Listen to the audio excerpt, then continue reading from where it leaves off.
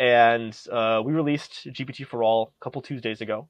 And the one kind of thing that we did that made it different from everything else is we released sort of like a one-line command you can run, and then magically on your computer you have the model running locally. And sort of like this, like remove this sort of like extra friction that everyone else had around using these sort of like on CPU models that existed.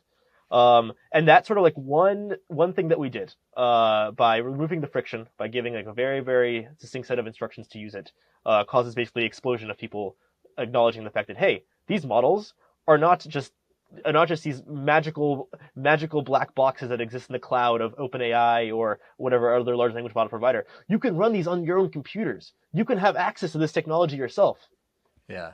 Yeah. I mean, when I first saw GPT for all, I was absolutely blown away, thinking, about 4 gigabytes of hard drive space was really all I needed, somewhat of a modern-ish computer. And I can have a pretty darn good model running locally on any device. Did you think it was gonna take off or be adopted at the rate it did? Because I mean, when I put out the video about it, that video got a ton of views, especially for my relatively small channel. And so many people were into it, and so many people were downloading it and installing it. Did you expect that?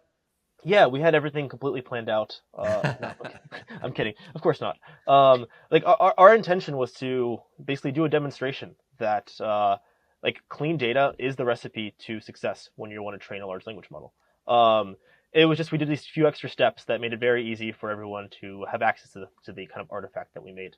Um, and it also sort of opened my eyes to this sort of idea that there's a large collection of people, also companies, who really don't like the current model for accessing Yeah. this fundamental technology. They don't like the idea that they have to send their data in like API requests and have that data be done.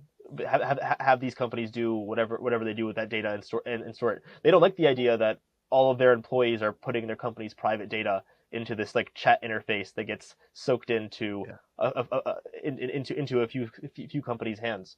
People really want access to this technology because there's a real paradigm shift happening right now in the developer world. If you're building an app that doesn't have a large language model plugged in, you're going to be behind the curve. Yeah.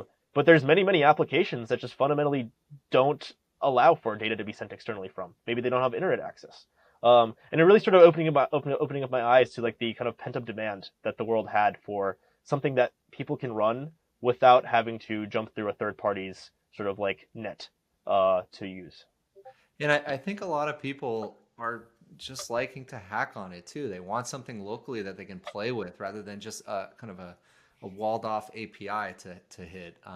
So I think that's probably part of its popularity is the fact that yeah, you have it on your own computer and you can Yep. fine tune it. You can mess with it. You can play around with it and extend it. That at least that's exciting for me. Yeah. And The please. other sort of big thing is we made a very strong point to do everything in the most open way possible. Usually, when people release, let's say, like a machine learning model or a paper about a machine learning model, they don't release sort of like the whole set of things. They Yeah. release some subsets. So they'll release the model weights or they'll release the paper. Hopefully, they'll release the data too. But usually, for most large language models that people train, the data is a secret sauce. The data is what companies hold dear to them. The data is usually taken from sources that the companies don't have copyright to, so they actually can't release it without putting themselves in like a legal gun pointing situation. So they don't release it. Um, we were very adamant about releasing the entire stack. We truly believe that this technology can only grow fast and can only grow in the right direction and can only grow in a safe direction if the whole community had its eyes on it while it was being built. And that's why we released it, data included, all for free to the world. Yeah, I mean, this feels like the very early days of the internet. I was pretty young at the time, but there was AOL, which essentially was the internet, and then all of a sudden broadband and the browsers took over, and then that is why we have a vibrant internet now. So I want to say I really appreciate that you put that out and you open sourced everything. Um, And I also want to say congrats. You launched version 2, which is based on GPTJ. We'll talk about that in a moment. But I want to talk a little bit about